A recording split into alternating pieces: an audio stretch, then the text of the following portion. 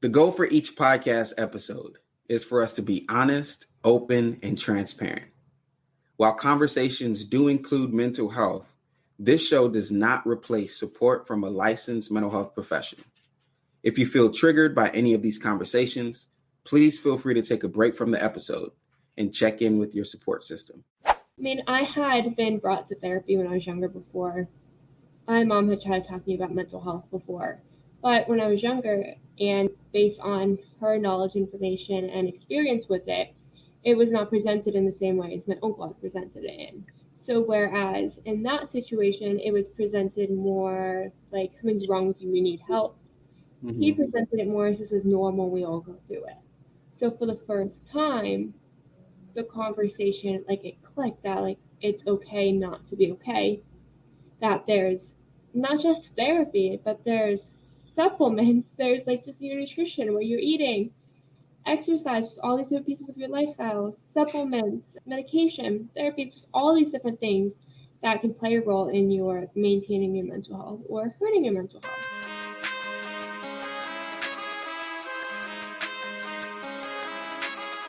What's going on, everyone? Thank you so much for tuning in to episode 39 of the Unlearn the Lies About Mental Health, the podcast. I'm your host, Abraham Scully, and you are tuned into the podcast for young adults and leaders in education wanting to learn how to create safe spaces for honest dialogue about mental health. Today, you are tuned into such an amazing conversation. We have an amazing guest that I'm really looking forward to introducing to you all, especially around the conversation of how do we normalize mental health conversations? How do we make it, part of our everyday dialogue? I think one of the common misconceptions that many people have, especially with us, talking about unlearning the lies, is that not everyone has mental health, but that's not the truth. We all have mental health, like we all have physical health, like we all have spiritual health. And I think the more we normalize the conversation, the more we're able to take care of our mental health, to put ourselves in the best position possible so we are overall healthy and we're taking care of our well-being. So before I introduce our guest, I want to share a quote with you that has been a mantra of mine over the last couple of years since I was introduced to this quote. And I want this to sit with you for just a moment. Noam Spencer says, mental health is not a destination, but a process. It's about how you drive, not where you're going. I want you to pause for a moment, think about that quote, and ask yourself, what does this mean for me? Now, without further ado, I want to introduce our guest, Francesca Reicherter. She is the founder and president of Inspiring My Generation, a 501c3 in support of mental health awareness and suicide prevention. She was inspired by her own mental health journey, and Fran really works these days toward making resources and information accessible. In 2021, Francesca published You Are Not Alone, the workbook, and this is a guide to help readers build a coping toolbox. In 2022, Francesca published I Am, the workbook, and this is an interactive workbook to help readers build the tools needed to advocate for their own mental health. Dedicated to ending the stigma, Fran hosts Normalize the Conversation, a podcast series amplifying the voices of mental health professionals, advocates, and individuals interested in sharing their story.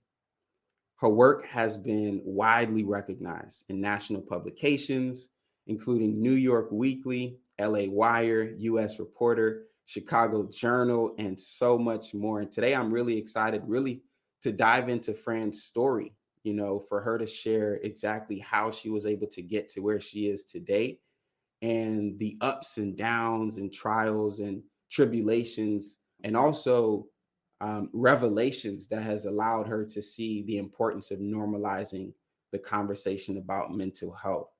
So at this time, I would like to introduce Francesca. Fran, how you doing? Hi, I am doing good. I am exhausted and excited at the same time. How are you? I'm doing well. Like I was sharing with you before we started recording. The last few months has been pretty hectic, a little stressful, but recently I've had some time to really tune in to self-care, get some rest and relaxation. I know you've been on the road like crazy. So I'm just grateful that you're taking some time out of your busy schedule to chat with us and our listeners. So I'd I'm, love to, yeah, go ahead. I'll say I'm so excited to be here. Yeah, thank you. I'd love to dive in really about your mental health journey. And I know we met, I think, a few months ago, and you shared your experience and some of the challenges that you've overcome and how you've been able to get from the place of struggling and being exposed to devastating situations as it relates to mental health to now being such a strong advocate. So if you can just share with our listeners a little bit about your mental health journey before we really dive in. Yeah, so my mental health journey started, I want to say when I was like 5. I Mm, was a competitive cheerleader, and back then they put us in those tiny uniforms that they don't put the little kids in anymore. And my belly was hanging over my uniform, and a comment was made to me by someone who I just looked up to and admired more than anything in the world. And it wasn't like in a mean, malicious way, but it was like siblings teasing each other, a comment that was made that made me feel so insecure and question kind of, am I good enough? Or what does that mean? Like that mm, first existential crisis, and I was 5.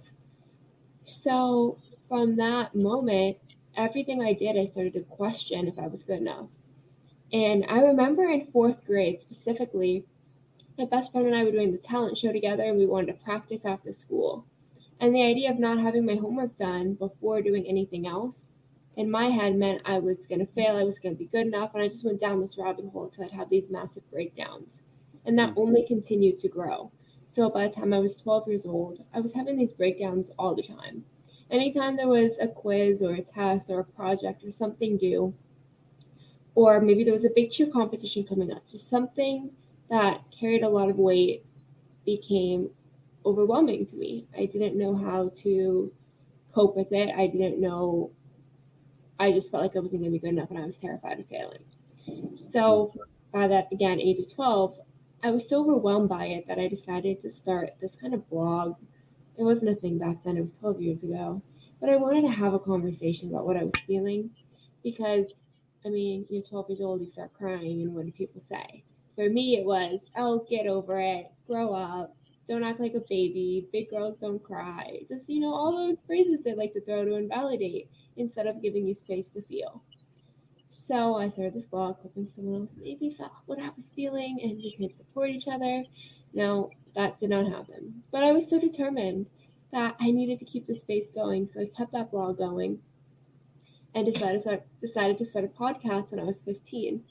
And that podcast, again, named Inspiring My Generation, hoping to continue that conversation, but actually verbally say it now because maybe people weren't hearing me. Maybe I was being teased and bullied over it because people couldn't hear me. Podcasting also not a thing back then. So I was mm, teased even more for it. And I really started to get kind of lose that little bit of sense of identity that I had at that point. And in the midst of that and all that bullying and teasing, trying to figure out who I am, my voice, my parents separated, and I felt like my life was falling apart. Everything changed for us. I mean, we no longer had our house or our phones or our cars, just everything 180'd. And I didn't, my solid ground was that family unit, and suddenly it wasn't there anymore. So I really, really just, that feeling of being overwhelmed happening when I was going into an exam or going to a cheer competition or something big became a constant in my life. I was just constantly overwhelmed, constantly wanting to cry, constantly running to the bathroom in school and just like falling apart, constantly having my mom pick me up from school, bringing me to the hospital, thinking I'm having heart attacks. Just happening all the time now.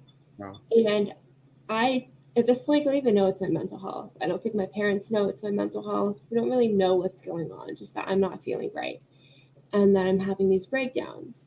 And there wasn't enough conversation for my parents to know. There wasn't enough conversation for me to recognize it, for anyone around me really to recognize it. Even took doctors many years to say, oh, she's been coming in here every couple weeks thinking she's having a heart attack, and maybe this is anxiety. It took a very long time to get that word, to get any kind of word of mental health. So anyways, I'm going through high school, my parents separating, I'm having these constant breakdowns, freaking out, thinking that I'm going to fail out of school, my life is over every other day. Meanwhile, I have a very high GPA. I'm excelling in every way, shape, and form. So from the outside, it looks like I'm just being this dramatic, attention-seeking child. But on the inside, it's like I got a B. A B means that I'm not good enough. Other people got an A. I'm not going to get into college. I'm not going to be able to get a career. Everything's over. And just that kind of spiral all the way down. And realistic, like, you got to be, no matter what you get in school, honestly, your life's not over. And for me, that was that fear of just not being perfect, I guess is what it was. It wasn't even about getting a B. An A minus freaked me out too. I argued over a 99.5 once. Like, this idea of not being perfect, it sounds so silly, but this idea of not being perfect was eating me up every single day. Going into an exam tomorrow, I can tell you it's still eating me up. But it was eating me up into a very, very negative space.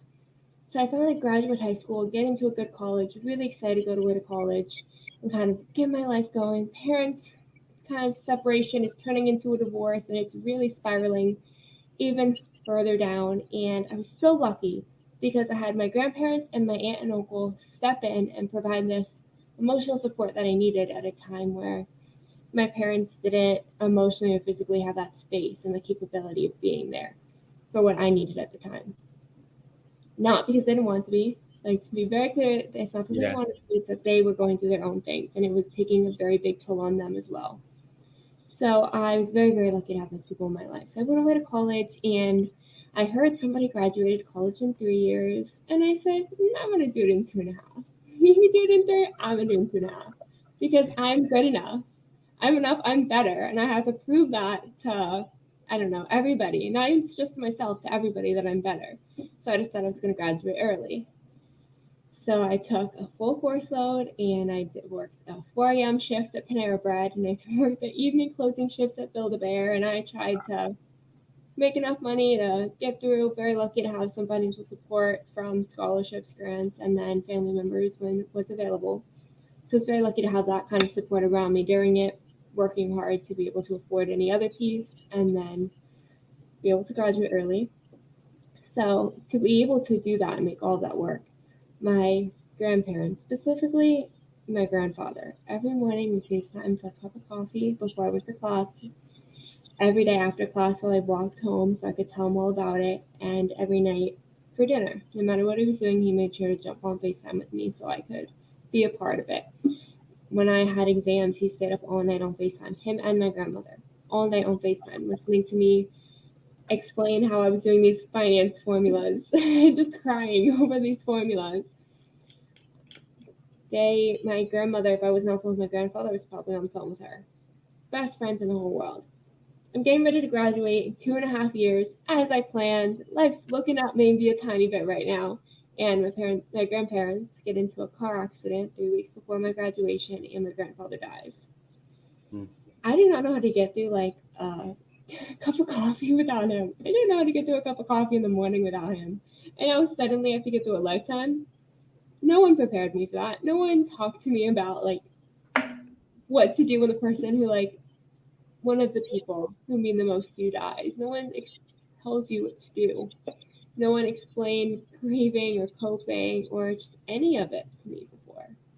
My grandmother, also in that car accident, thankfully survived, not in the best shape, needed to go through many surgeries, had to learn how to walk again, how to learn how to feed herself again, change herself, sit up. I remember the first time watching her try to just roll from her back to her side, how hard that was, something that seems so like kind of mindless to us, actually something people learn. And she had to relearn how to do that.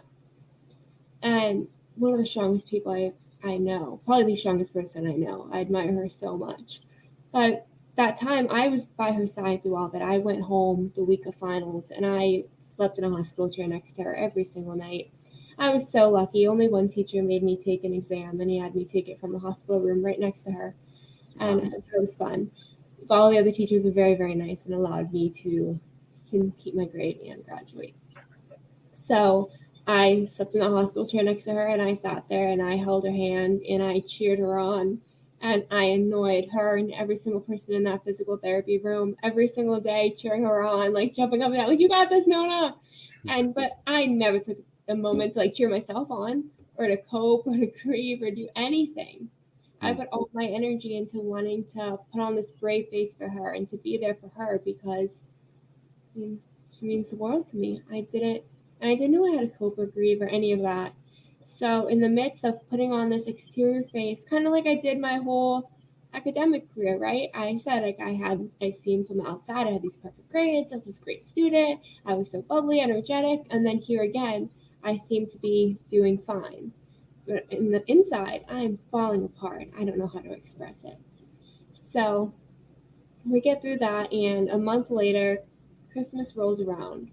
So she's finally out of the hospital. She's at home. I'm sleeping on a mattress on the floor next to her bed so that I can be there with her, take care of her. Barely sleep because I'm terrified I'm going to sleep. She's going to get up and she's going to like fall and something's going to happen to her. So I'm not taking care of myself because I don't know how to, and because I'm terrified to. And it's been now a month straight of this, of barely sleeping. Christmas Eve rolls around, and my grandfather, my grandmother, and I used to, every year for like 16 years, maybe 15 years, I would sleep over the night before Christmas Eve, and I'd help my grandma wrap all the presents, and then help her set the table and put the seating chart together, and I'd always move myself all the way up toward the heads of the table, trying to skip past all my aunts and uncles. I made it past a bunch of people, I'm not gonna lie. I got myself pretty far up the table so I could be next to my grandfather.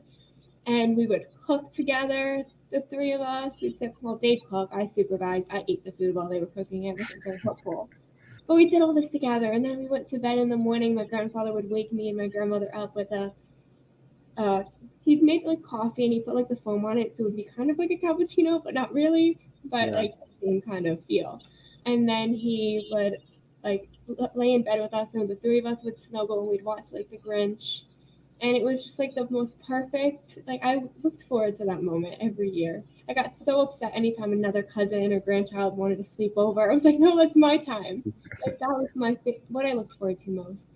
Christmas Eve rolled around, and that was never going to happen again.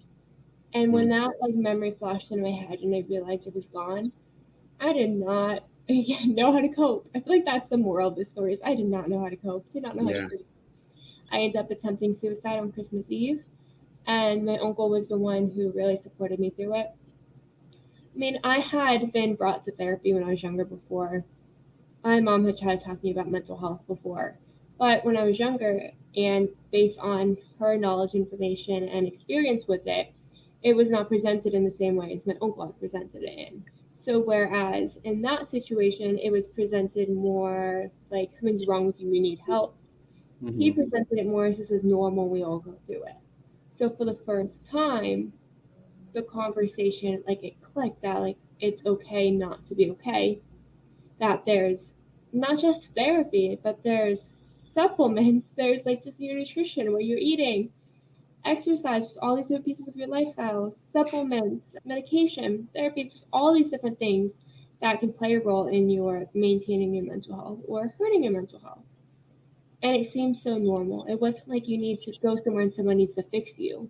It was, okay, there's so many different things and we can get through it together. So although the conversation was presented to me before in a very different way, for some reason, this will like forever, that conversation will forever click in my head. Me and my uncle laying in bed, Christmas Eve, talking about it. And he promised we were going to get through this together. So I went back and started my master's program, my master's in information systems. Super excited. Really thought I was going to love technology and want to code for the rest of my life. Did not, by the way. But my dad hates when I say that. He's like, that was a great degree you went for. So I came home one weekend, 2 weeks into my master's program, maybe 2.5, the week before midterms. And I just decided to come home that weekend, and my uncle ended up ending his life that weekend, 27 days after I had attempted, and he helped me. And boy, did my heart shatter. I mean, the Right. person who said we were going to get through this together, suddenly we're not. Like, he was struggling too, and I didn't know. He was struggling too, and I didn't save him. I didn't support him. I didn't give him that space where he could talk to me the way I was able to talk to him. And it just, that rabbit hole in my head again, spiraling, because I couldn't believe that he really understood what I was feeling. He wasn't just being like empathetic. He wasn't just listening and validating and responding. He was also feeling it, and I didn't notice. Mm. And that just was one of the hardest things to ever kind of experience. Wow. So I, true to my nature, withdrew from my master's program for 6 months, 8 months for the semester and then the summer semester as well. And moved in with my aunt and little cousins and did everything I could to take care of them, true to my nature. And never coped, never grieved, didn't know how to grieve, still hadn't grieved or coped with my grandfather. Was barely hanging on by a thread at this point. And suddenly adding all this other responsibility and pressure to my plate because I didn't, it was hurting me so much. And it wasn't my husband, it wasn't my dad. It was, and it was hurting me so much I couldn't imagine how much it was hurting them. And I Mm. wanted to take that pain away from them. I didn't want them to have to feel it like all by themselves.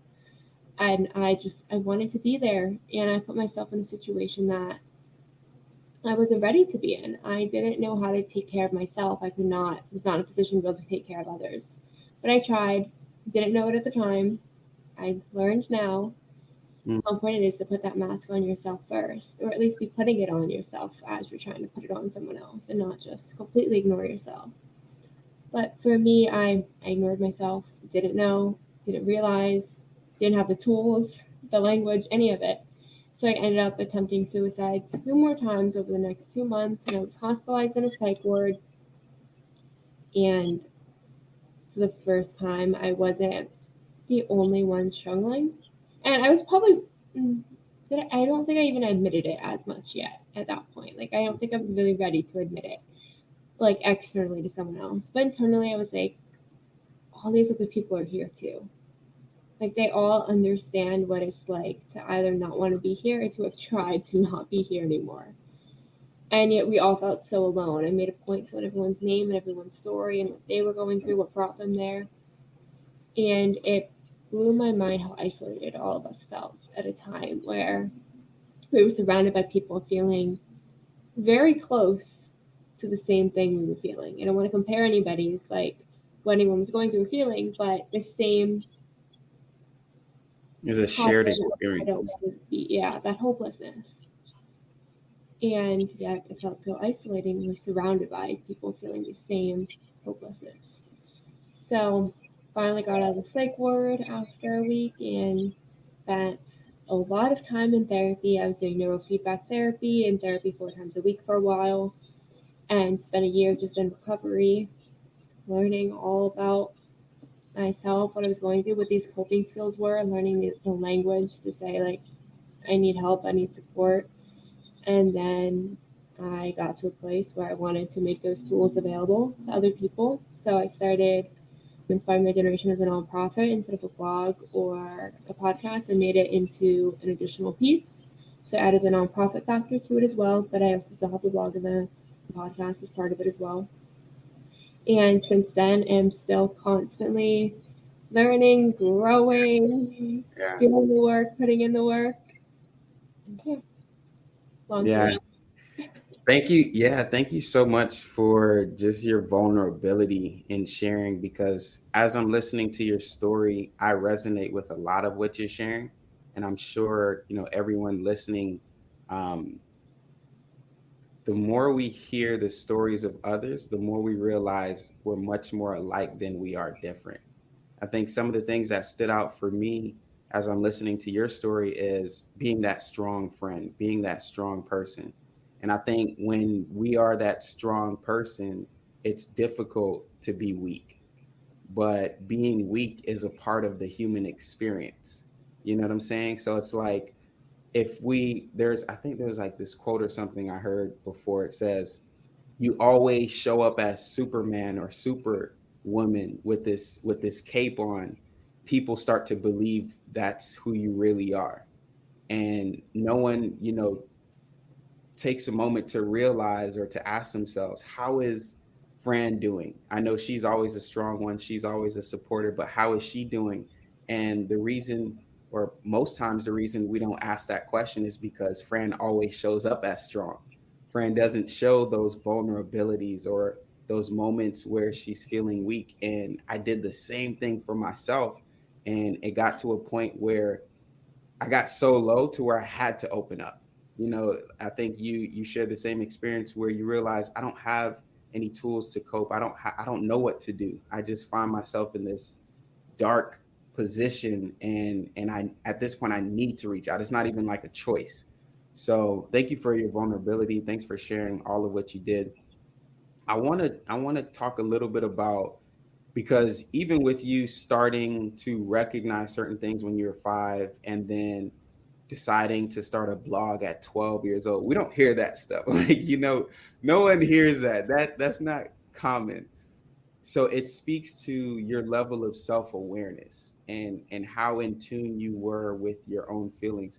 What do you think was one of the biggest barriers to having the self-awareness? Because you knew how you were doing, you knew that there were some challenges, but for whatever reason you didn't articulate, you didn't speak up in a way that you could possibly get the support, or maybe you did. But if you did experience that, what would you say was that barrier that kept you quiet versus reaching out? That's a really, really good question. And I'd say for me, I knew that something was wrong. I didn't necessarily know what was wrong because there wasn't enough conversation around, oh, this is anxiety, or these ups and downs you're having. This is symptoms of bipolar disorder, or you're having all these breakdowns and you are stuck in bed for a long period of time. You don't want to get up. You're not eating. This is eating behavior. You're dropping weight too fast. Like, this is a symptom of anorexia. It wasn't, these conversations weren't really had, so I didn't know what was wrong. So I think that was part of the issue, was that whatever I tried to vocalize was really just me crying. It wasn't words. Because I didn't know how to put it into words. I was always very good at writing for some reason. I remember first grade, my teacher handing me, I'd finished my work done early, and then I'd bring my stuffed animals to class and I'd be playing with them on my desk. Took my stuffed animals away and gave me a piece of paper, folded it up and told me to write a story. So I think that just became something that I would do, is I would write a story. So I could write, maybe I didn't even know I was writing my own feelings in the beginning, but I could write these things and it could make sense. But I could not think of it in my head and then speak it out loud. Yeah. I think that's something that is very common around mental health conditions, is we don't know the signs, we don't know the symptoms, and so we don't have the language to give it a name. I think my own personal experience after being diagnosed with depression, it was such a sense of relief for me at one point, because the name for what I was experiencing. Before the diagnosis, it was almost like I'm going crazy. This is going to be my life for the rest of my life, and I'm going to be in this dark, hopeless state forever. I just didn't have the language. I didn't know that these signs and symptoms that I'm experiencing and exhibiting, this is a sign of depression, or like you mentioned, any other mental health condition that exists. So I think the more we can educate ourselves around mental health conditions, different mental illnesses, it helps us to then normalize a conversation. And you mentioned writing, which I think is such a powerful tool for many different reasons. I think, for me, practicing gratitude, for a lot of people being able to get their thoughts out of their head and on paper. And it can be a really powerful coping tool and coping mechanism that allows us to articulate what we're experiencing. What does self-care or even prioritizing your mental health look like for you these days? I know writing for you was, in the beginning stages to really get it out, but what else do you do for self-care?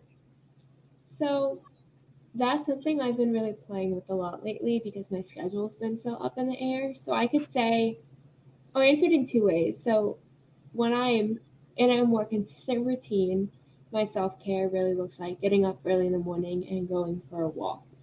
I love early morning walks. I love watching the sunrise. So even going to like sit on the beach and just journal on the beach when I have the ability to do that, those are probably the way I always like to start my day, with a cup of coffee.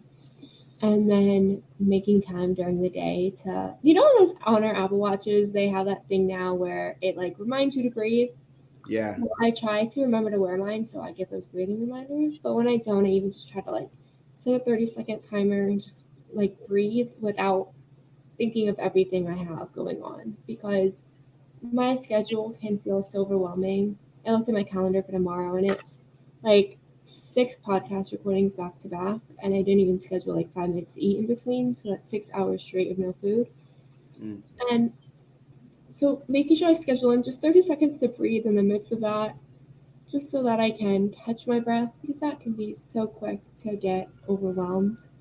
And then at night, a cup of tea before bed, one of my favorite things to decompress the day, because otherwise I'm up all night. I'm up all night with all those thoughts going and going and going and going, all these things I need to do, all these things I did wrong, all the reasons I'm not good enough. They'll just keep going if I don't have that cup of tea. So I'd say those are like the external kind of things that I do self-care.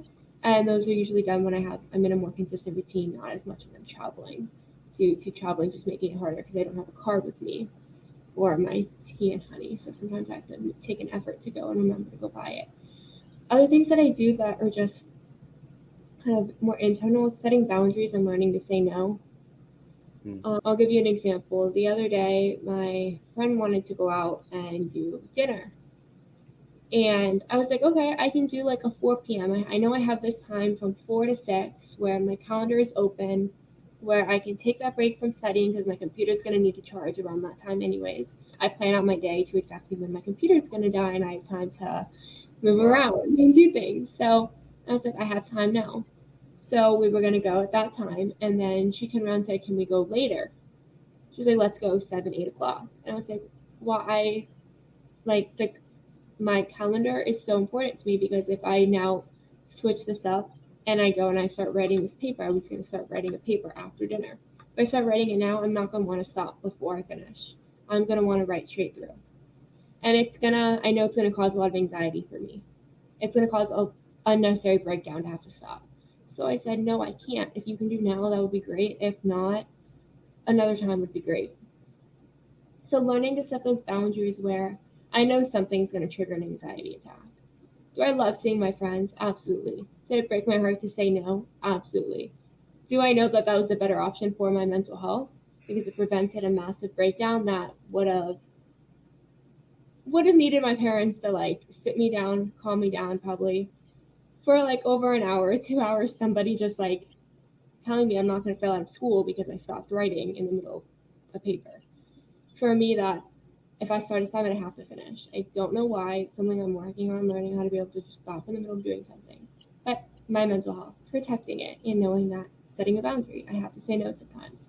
So learning to set that boundary, that was a very long way to say that. I'm so sorry. Wow. No, that's so good. That's Um, so good. And I think that's powerful, you sharing exactly what that looked like and sounded like, because not many people, I would say, I would be as bold as to say no one learns how to create healthy boundaries. Like growing up, that's not a conversation. Like you don't set boundaries. But when we get older, we start to realize, well, we need healthy boundaries, or it will cause us to you know deal with struggles and challenges that could have been avoided, and it's healthy, and it's a part of how we take care of ourselves. So I appreciate you even sharing that story.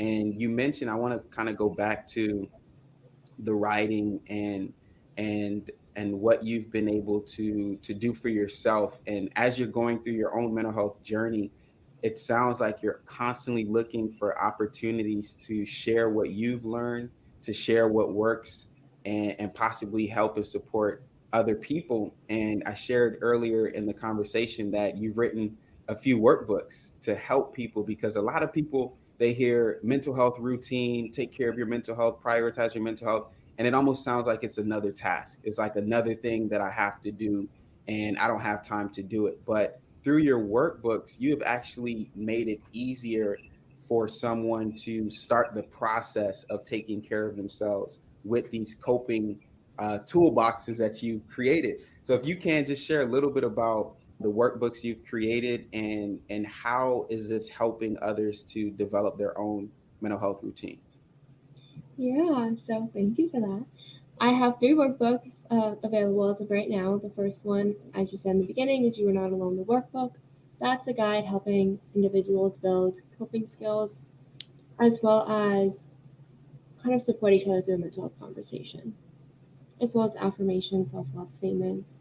The second one, I Am, is a guide to learning the words you need to advocate for yourself. This newest one that just came out a week ago from when we recorded this is called How Are You? And it's kind of just a 30-day check-in.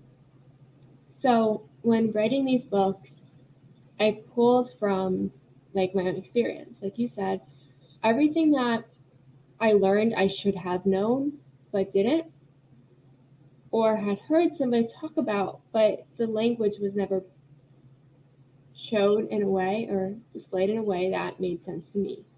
So it was changing the way, it's about changing the ease of it. So for me, like liking to write, for example, my teacher giving me that piece of paper and telling me to write, and that's something to distract me. That was never presented as, oh, when you're feeling upset or you're feeling overwhelmed, this is something that helps you feel better, feels you feel strong, you can do this.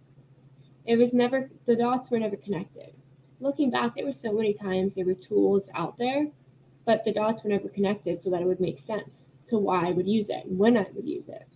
So in creating these workbooks, it was all about all these things that we learn later on when it's kind of too late and putting it into more language that helps us learn it beforehand. So with You Are Not Alone, that was the year of recovery post-psych wards when I launched my nonprofit.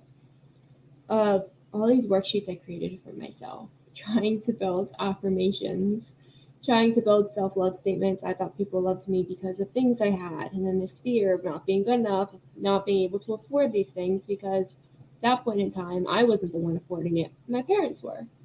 So when I had to stand on my own 2 feet, what if I couldn't afford this phone? Then what? And this whole fear, no one would love me anymore. So creating these self-love statements that, I don't like somebody because they have like a phone. Cool, like you have a phone. Great. I love you because you make me feel important, because you're kind to me, because you're kind to others, because your smile lights up the room. Like these are things that make me love you, not because you have the phone or the car or whatever it was.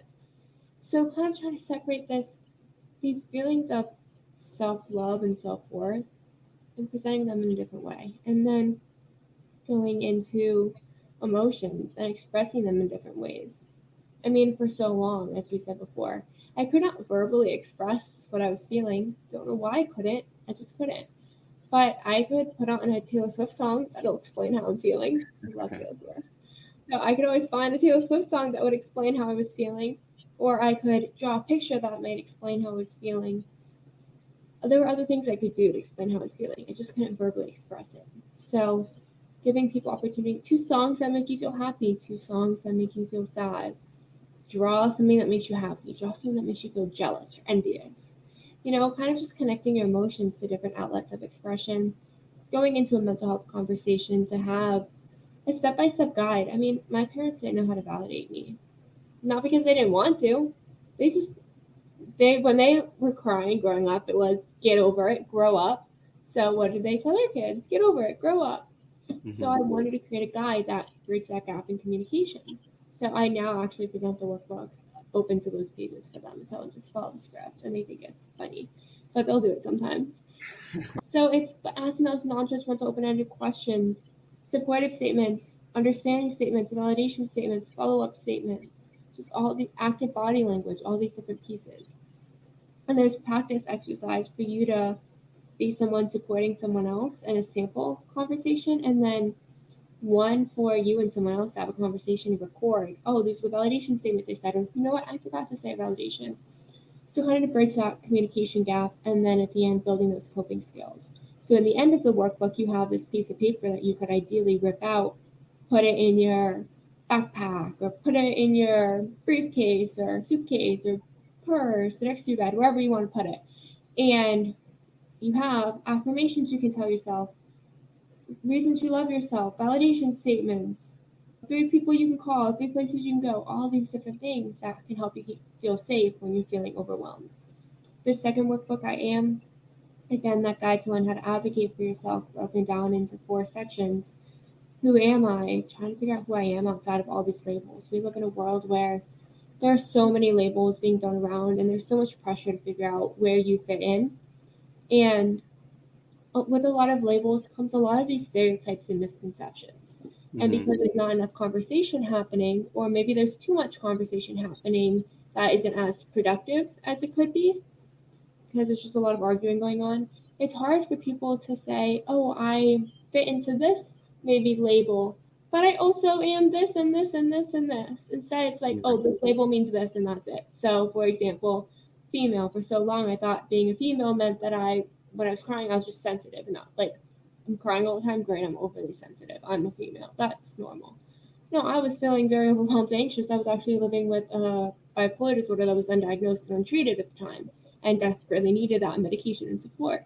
But I put myself into this box that this behavior is normal. Having these like fits. This was because I was menstruating or whatever. So the point of it is taking these labels and saying that the label does not define who I am. There's all these other aspects of who I am. So figuring out who I am as a person and not based on the labels. Then into how do I feel? Great, I know who I am. How am I feeling? I don't mean to cut you off, but you're saying a lot of empowering things, which is so helpful, especially for those of us who never got the tools. And I think what's so important about your workbooks is this isn't age specific. It doesn't sound like, right? I feel like anyone can benefit from having this workbook and going through the process. And I think the empowering part is that they have opportunities to create these statements themselves. They have opportunities to draw what this looks like, so that as they're personalizing this experience, they're empowered by what they have created with your support in the workbook. And I think it's so it's so cool because I remember talking with a therapist years ago, and I was sharing an experience that I was having, and the therapist just validated my experience. I think at the time they said something like, wow, it makes sense that you're feeling that way because this, and this is happening. And in that moment, that validation alone gave me such relief. I was like, oh, wow, I can feel this. This is okay. I'm not weak because I'm not able to handle all of the things I'm trying to juggle. And it sounds like that's what this workbook is doing for so many people, is it's validating that experience, but then empowering them with the tools to do that for themselves, which I think is so key. So I appreciate you for, you taking the time to sit down and create these tools so that it benefits so many other people. I do have one last question that I want to share, and then I definitely want to talk about some of the upcoming projects that you have. But my final question, well, actually, before I go to that final question, I shared a quote in the beginning that says, mental health is not a destination, but a process. It's about how you drive, not where you're going. And as I'm hearing you talk about your experience from you were 5 years old up until now, I would say that you believe in this quote and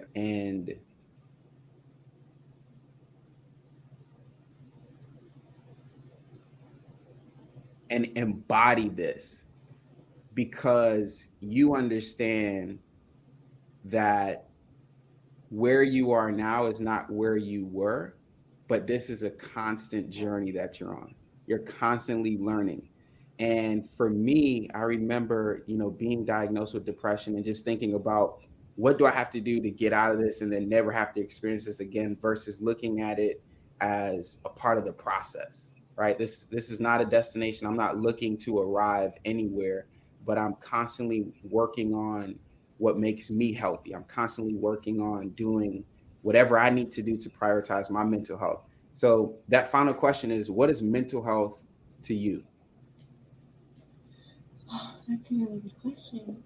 I guess to me, mental health is so many different things. It's how I feel. but it's how I show up for myself. It's how I show up for others. It's kind of the root of everything. Mental health is the root of, it's so hard to put into words. It's the root of my health. It's has to do with every single piece of who I am and what I do. It's the where everything stems from. All the happiness, all the pain, all the joy, all the anger, it all comes from that point of how I care for myself. And that's mental health to me. I love it. I love it. And you mentioned we were talking a little bit before we started recording. You have some workshops coming up. Tell us about briefly about the workshops and how can we sign up and be a part of those workshops? Yeah, so these workshops launched the beginning of 2023. I was contracted by the Peer Support Coalition of Florida to develop and present some workshops for them. So the first two are owned by them, and I was just revise them and will be presenting them. They're called Introduction Youth Advocacy and Introduction to Mentoring. So youth advocacy is meant for anyone from 12 up, ages 12 and up, to learn how to be a mental health advocate.